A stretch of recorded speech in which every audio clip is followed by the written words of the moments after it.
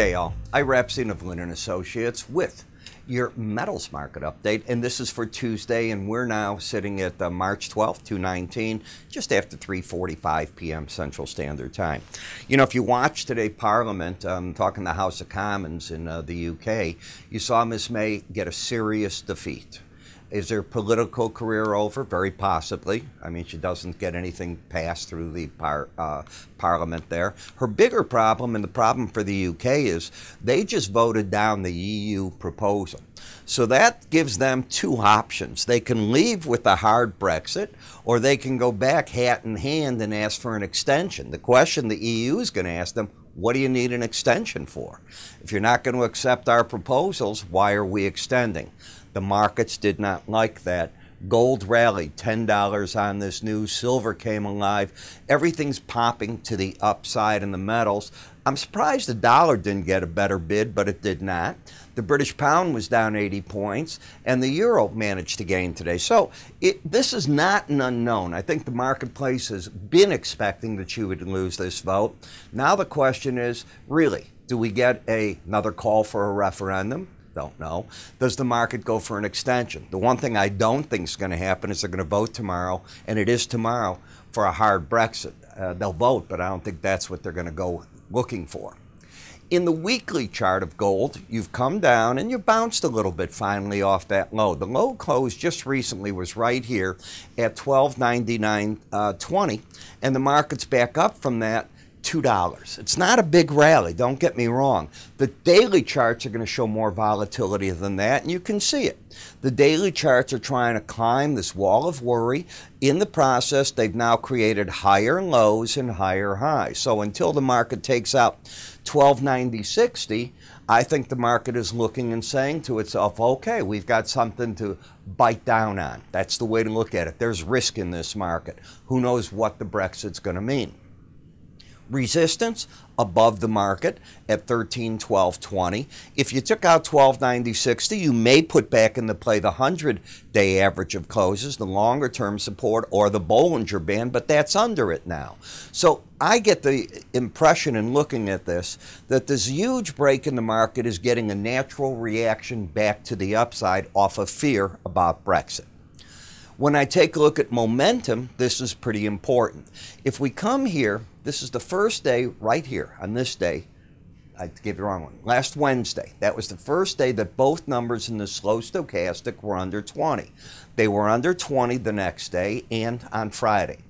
Yesterday, they stayed there, and today's pop in the market gives those numbers, they're back over 20. If they don't resume back under 20 tomorrow, and the odds don't favor it, you close near the high of the day today, that's rare that you then just fall apart, but if it fell apart, you'd re-embed. Barring that, tomorrow puts into play that this market and the 18-day average are likely to come together. In the gold ETF, the same thing. The market's lost its downside momentum.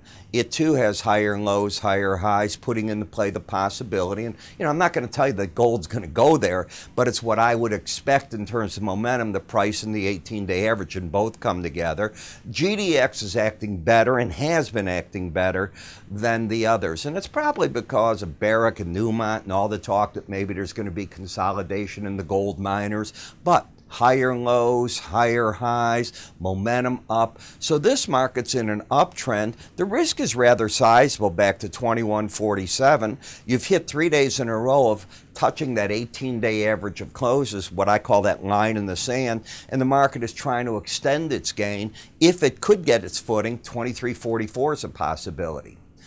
In the gold-silver ratio, I like what I'm seeing. And the reason is, as I told you before, number one, if you look back at this area of resistance that you had in the 85 to 86 level, you recently got there again and you're giving that up. If you're going to get friendly in the metal complex, often silver has to come alive against gold.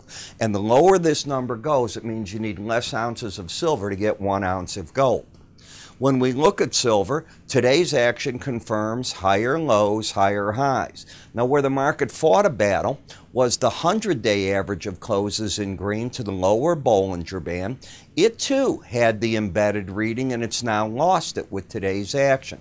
It too puts into play that the strong possibility of price and the 18-day average coming together here. In the copper market, today's rally at 295.70 crossed 295.15. I'm going to take today's action off. We had a correction down to what I call that line in the sand, the 18-day average of closes. You played against it now, what, 3-4 days in a row, and you're trying to climb again. Certainly acts and smells like something in trade could be happening.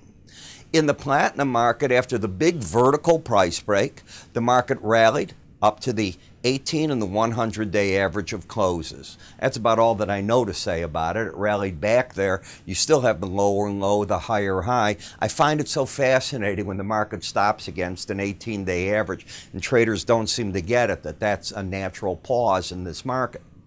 In the palladium market, the downside momentum has waned. The market corrected from the upper Bollinger Band literally within 30 cents or so to the 18-day average, that line in the sand, and it's doing a bit of climbing.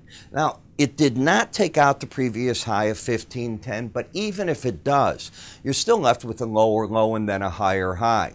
This is a confusing chart in the sense that momentum was down. You never turned the bias down because it didn't close under the 18-day average, and the swing line's down. Difficult. Then we come to the dollar index, which has been correcting since its challenge of the upper Bollinger Band. Again, my theory that when you hit a band, be it to the downside, the upside, I think a group of pros, here, I can even show it to you here, step out at these prices. Does it always happen? Nothing I know in life always happens, but death and in America, paying taxes, generally higher ones. So as I look at the market, it could come down to that 18-day average. Momentum got overbought. You're in a corrective stage. If you take out 96.70 and a half, that puts into play this 18-day average. But the pattern isn't bearish. You've still got a higher high. Even if you end up with a lower low, what do you have? It's a difficult one. You know, one of the things, if you watch these videos, and by the way, remember, we have our live webinar this Thursday, so don't forget about that. I hope to see you there. I sent another invite out. If you're not in my invite list, you miss out on a lot of things. And if you want to get on it, when you sign up for one of our goodies that we have or others, we get you on that list for a short period of time. You don't stay on it forever. But in looking at the market, this is what we've got. Volumes 1 and 2, technical indicators, explains all these different parts of the market. Great primers for you, ways to look at the market. How do you get it? It's simple. Give us a call. You can go to our website at www.iraepstein.com. By the way, we're going to have a gasoline report up in our special video report tonight. Or you can click up here, and that'll take you to it. If you go for my special reports at any time, you got to go to our education research section under videos, and that's where you'll see it. I'm not going to keep writing reports. I'm going to do more videos of them. I can do so much more. If you see that energy video, I think you'll understand it. I'm Ira Epstein. You have a good day, and I'll talk to you all tomorrow.